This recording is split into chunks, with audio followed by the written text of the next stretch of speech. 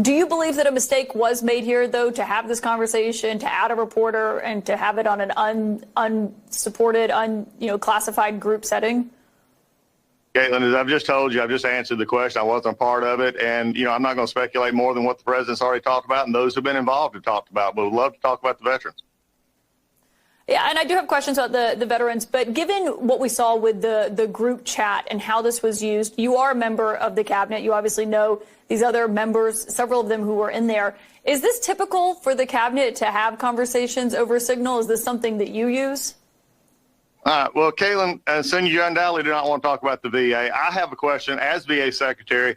As Cabinet, I want to ask you, because I've been curious about this, because my job is to take care of veterans, and I would like to know why CNN is hostile to veterans, especially one in Florida, where you just had a $5 million defamation suit taking offense at a veteran who was trying to help people. In fact, one of your employees actually said, we're going to nail him. I have a question for you, Caitlin. Is that employee still employed? Are you really concerned about veterans? So if we don't want to talk about veterans now, you want to talk about everything else, I'd like to hear from CNN as the Veteran Cabinet Secretary why CNN seems to have a problem with veterans.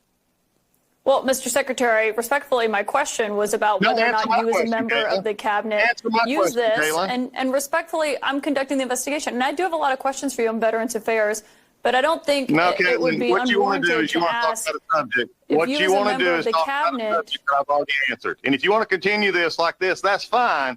But there are VA employees who are working very hard. There are veterans who get their care from the VA and they get their benefits from the VA.